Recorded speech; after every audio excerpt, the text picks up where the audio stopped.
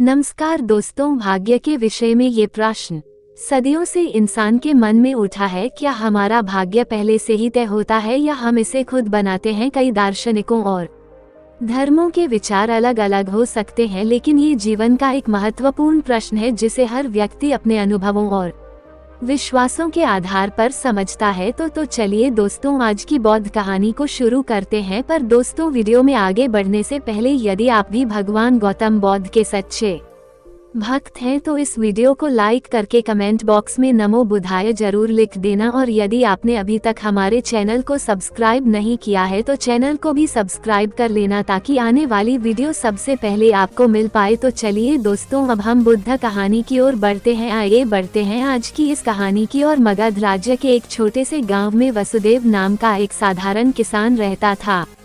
वसुदेव एक मेहनती और ईमानदार व्यक्ति था, लेकिन उसका जीवन कष्टों से भरा हुआ था। उसकी जिंदगी में समस्याओं की कोई कमी नहीं थी। कभी फसलें बर्बाद हो जाती थी, कभी परिवार में कोई बीमार पड़ जाता था। उसकी पत्नी मणि भी सदैव बीमार रहती और उसके 2 बच्चे भी कमजोर और बीमार थे। वसुदेव के पास खेती के अलावा कोई अन्य साधन नहीं था, लेकिन खेती भी उसके लिए कठिनाई बन चुकी थी।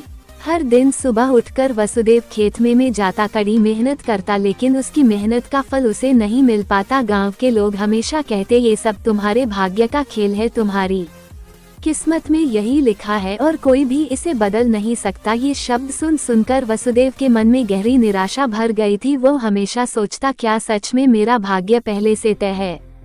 क्या मैं इसे बदलने के लिए कुछ नहीं कर सकता? अगर मेरे जीवन में पहले से ही यह कष्ट लिखा है तो मेरी मेहनत का क्या मतलब है? वसुदेव का ये सवाल उसकी जिंदगी में एक बड़ा मोड़ लाने वाला था। हर रात जब वह सोता तो उसके मन में यह विचार आते कि अगर उसका भाग्य पहले से लिखा हुआ है तो उसकी मेहनत का कोई मतलब नहीं है। उसे लगता कि शायद वो किसी अदृश्य शक्ति के अधीन है जो उसके भी जीवन को नियंत्रित कर रही है। वह अपने जीवन के दुखों को लेकर परेशान था और इसे बदलने का कोई तरीका उसे नहीं सूझ रहा था। वसुदेव के भीतर एक ज्वलंत इच्छा थी कि वह अपने जीवन का उत्तर खोजे। उसने सुना था कि भगवान बुद्ध महान ज्ञान के स्वामी हैं और वे इस तरह के सवालों के उत्तर दे सकते हैं। गांव के एक बुजुर्ग ने उसे बताया था कि बुद्ध इन दिनों पास के जंगल में तपस्या कर रहे हैं और लोगों को उनके जीवन के जटिल सवालों का समाधान दे रहे हैं। वसुदेव ने अपनी पत्नी मणि से कहा, मैं भगवान बुद्ध से मिलना चाहता हूँ। मैं जानना चाहता हूँ कि क्या मेरा भाग्य पहले से तय है या मैं इसे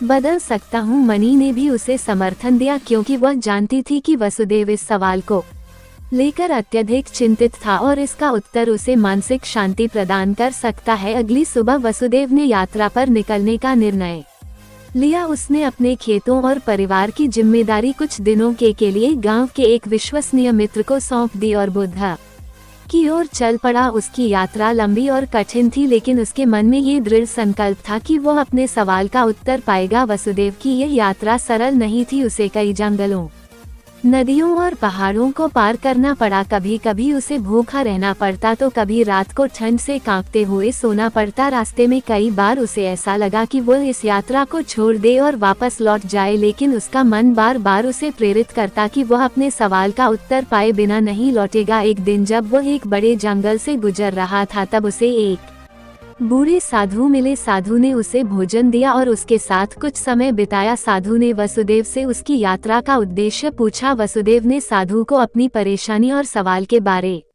में बताया। साधु ने उसकी बात सुनकर कहा, तुम सही रास्ते पर हो पुत्र, भगवान बुद्ध ही तुम्हें इसका उत्तर दे सकते हैं, लेकिन याद रखना उत्तर तुम में ही है। बुद्ध तुम्हें केवल मार्ग दिखा सकते हैं। कई दिनों की यात्रा के बाद वसुदेव अंततः बुद्ध के आश्रम पहुंचा। आश्रम एक शांतिपूर्ण स्थान था जहां हर तरफ हरियाली थी और एक अद्वितीय शांति का अनुभव हो रहा था। वहां बहुत सारे लोग पहले से मौजूद थे जो बुद्ध के प्रवचनों को सुन रहे थे। वसुदेव ने बुद्ध के दर्शन करने का अवसर पाया। जैसे ही वह बुद्ध के पास पहुंचा, उसकी आंखों में एक अजीब सी चमक थी, मानो उसे अपनी सारी समस्याओं का हल मिलने वाला हो। वसुदेव ने विनम्रता से बुद्ध को प्रणाम किया और कहा, भगवान, मैं वसुदेव हूँ, मेरा जीवन कष्टों से भरा है। लोग कहते हैं कि यह सब मेरे भाग्य का लिखा है। क्या मेरा भाग्य पहले से तय है? क्या मैं इसे बदलने के लिए कुछ भी नहीं कर सकता? बुद्ध ने शांत स्वर में कहा, वसुदेव, तुम्हारा सवाल गहरा है और इसका उत्तर तुम्हारे भीतर ही छिपा है, लेकिन मैं तुम्हें एक कहानी सुनाता हूँ जो तुम्हारे सवाल का उत्तर देगी। बुद्ध ने वसुदेव को एक सरल लेकिन गहरे अर्थ वाली कहानी सुनाई। उन्होंने कहा, वसुदेव, मान लो कि तुमने एक बीज बोया है। अब ये बीज एक पौधा बनेगा और फिर एक बड़ा वृक्ष, लेकिन यह वृक्ष कैसा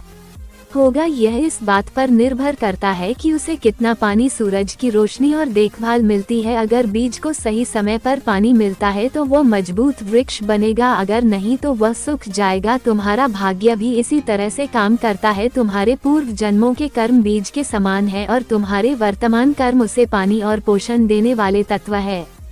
वसुदेव ने बुद्ध की इस कहानी को ध्यान से सुना, लेकिन वह अब भी अपने सवाल का पूरा उत्तर नहीं पा सका था। उसने सोचा कि क्या उसके कर्म वास्तव में उसका भाग्य बदल सकते हैं। वसुदेव के सवाल के उत्तर को और अधिक स्पष्ट करते हुए बुद्ध ने कहा, भाग्य और कर्म एक दूसरे से जुड़े हुए हैं। भाग्य वह है जो तुम्हारे पिछले कर्मों का परिणाम है, लेकिन याद रखना, ये पत्थर की लकीर नहीं है। तुम्हारे वर्तमान कर्म तुम्हारे भविष्य का निर्माण कर सकते हैं। अगर तुम सही दिशा में कर्म करोगे तो तुम्हारे जीवन में बदलाव अवश्य आएगा। बुद्ध ने एक और उदाहरण दिया, मान लो कि तुम्हारे पास एक नाव है और वह नाव नदी की धारा में बह रही है। तुम्हारा भाग्य उस धारा के समान है जो तुम्हें एक दिशा में ले जा रही है, लेकिन तुम्हारे पास चप्पू है और तुम्हारे कर्म वे चप्पू हैं जो तुम्हें धारा के विपरीत दिशा में भी ले जा सकते हैं। वसुदेव अब कुछ हद तक समझ चुका था कि कर्म और भाग्य कैसे आपस में जुड़े हुए हैं, लेकिन उसके मन में अब एक और सवाल उभर रहा था। उसने बुद्ध से पूछा, भगवान, अगर कर्म ही हमारा भाग्य बनाते हैं तो क्या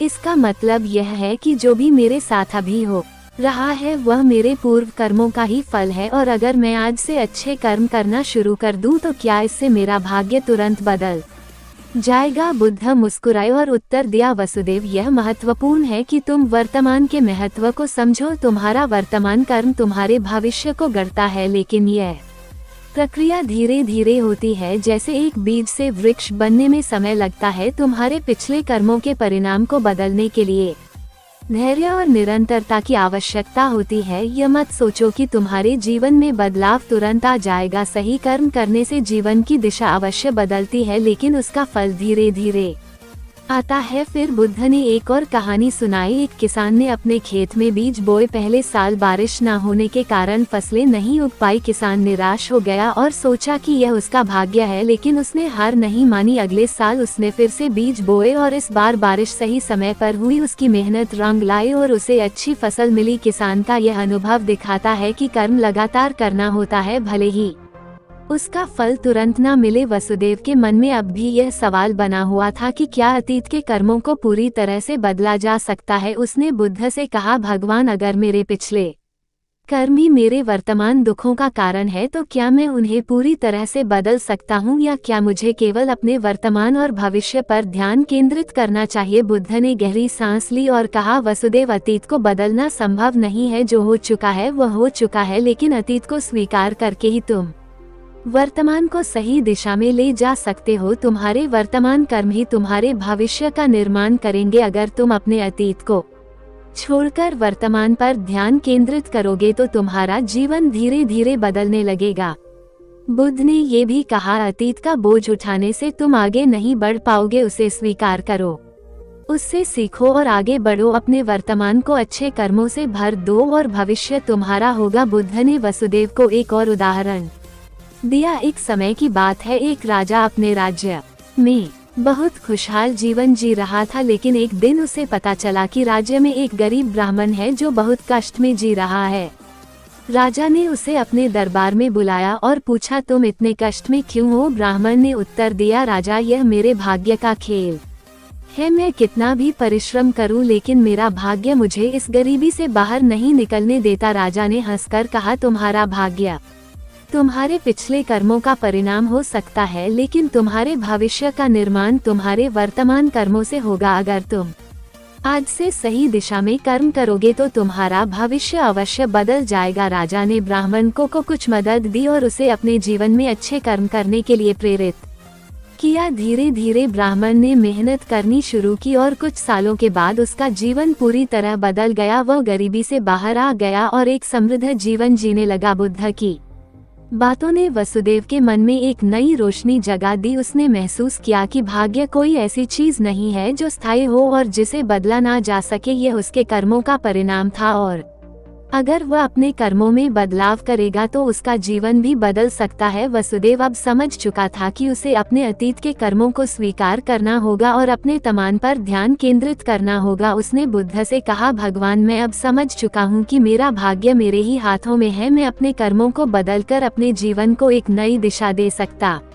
हूँ। बुद्ध ने उसे आशीर्वाद दिया और कहा, सही रास्ते पर चलने वाले को कभी निराश नहीं होना चाहिए। जीवन में जो कुछ भी होता है वह हमारे कर्मों का ही परिणाम होता है। अगर हम सही दिशा में कर्म करेंगे तो हमारा भविष्य अवश्य उज्जवल होगा। वसुदेव बुद्ध से विदा लेकर अपने गांव की ओर चल पड़ा। अब उसके मन में एक नई ऊर्जा थी और उसे यह विश्वास हो चुका था कि उसके जीवन में जो भी कष्ट है वे उसके अतीत के कर्मों का फल है, लेकिन वह अपने कर्मों से अपने भविष्य को बदल सकता है। गांव में लौटकर वसुदेव ने अपने जीवन में बदलाव की शुरुआत की। उसने खेती में और भी अधिक मेहनत की, अपने परिवार के प्रति और भी अधिक जिम्मेदारी से पेश आया और अपने व्यवहार में संयम और धैर्य को अपनाया। धीरे धीरे उसके जीवन में सकारात्मक बदलाव आने लगे। उसकी फसलें अब बेहतर हो रही थी, उसका परिवार स्वस्थ रहने लगा और उसका आर्थिक स्थिति भी सुधारने लगी। वसुदेव के जीवन में धीरे धीरे सब कुछ बदलने लगा। उसकी मेहनत और सही कर्मों का फल उसे मिलना शुरू हो गया। गांव के लोग अब उसकी सफलता की कहानियां सुनाने लगे। वे कहे, वसुदेव ने अपने भाग्य को बदला है। उसने अपने कर्मों से यह साबित कर दिया कि भाग्य पहले से तय नहीं होता। वसुदेव के जीवन का ये बदलाव उसे और भी प्रेरित करता रहा और वह हर दिन अपने जीवन को और बेहतर बनाने में जुटा रहा। उसने ये भी समझा कि जीवन में धैर्य का महत्व कितना बड़ा है। समय के साथ वसुदेव गांव के सबसे सफल व्यक्तियों से एक बन गया। वसुदेव एक दिन फिर से बुद्ध के पास गया और उन्हें धन्यवाद दिया। उसने कहा, भगवान, आपने मुझे सिखाया कि भाग्य और कर्म आपस में जुड़े हुए हैं। आपने मुझे दिखाया कि अगर हम सही दिशा में कर्म करें तो हमारा भविष्य बदल सकता है। मैं अब समझ चुका हूँ कि भाग्य कोई स्थायी चीज नहीं है और हमें अपने कर्मों पर ध्यान देना चाहिए। बुद्ध ने मुस्कुराते हुए उत्तर दिया, वसुदेव, तुम्हें अब ये समझा गया है कि जीवन का सारा खेल कर्मों का है। भाग्य का लिखा हमारे पिछले कर्मों का परिणाम है, लेकिन हमारे वर्तमान कर्म ही हमारे भविष्य को तय करेंगे। जीवन में कभी निराश मत होना, क्योंकि तुम्हारे कर्म ही तुम्हारे सबसे बड़े साथी हैं। वसुदेव अब पूरी तरह से आत्मनिर्भर और आत्मविश्वासी बन चुका था। उसने ये समझ लिया था कि जीवन में कोई भी चीज स्थायी नहीं होती और हमारे कर्म ही हमें हमारे भविष्य की ओर ले जाते हैं। उसने बे के सिखाए गए मार्ग को अपने जीवन में उतारा और अपने जीवन में सुख और शांति का अनुभव किया। इस कथा का संदेश यही है कि हमारा भाग्य पहले से तय नहीं होता, हमारे कर्म ही हमारे भविष्य का निर्माण करते हैं और अगर हम सही दिशा में कर्म करेंगे तो हम अपने जीवन में सुख और समृद्धि प्राप्त कर सकते हैं। जीवन में कभी हार ना माने, क्योंकि आपके कर्म ही आपके भाग्य को बदल उतारा और अपने जीवन में सुख और शांति का अनुभव किया। इस कथा का संदेश यही है कि हमारा भाग्य पहले से तय नहीं होता, हमारे कर्म ही हमारे भविष्य का निर्माण करते हैं और अगर हम सही दिशा में कर्म करेंगे तो हम अपने जीवन में सुख और समृद्धि प्राप्त कर सकते हैं। जीवन में कभी हार ना माने, क्योंकि आपके कर्म ही आपके भाग्य को बदल सकते हैं। तो अगर आपको हमारी कहानी अच्छी लगती है तो हमारे चैनल को जरूर सब्सक्राइब कीजिए, ताकि हर एक ऐसी कहानी सबसे पहले आप तक पहुंचे और कमेंट में जय श्री राम जरूर लिखिए। धन्यवाद।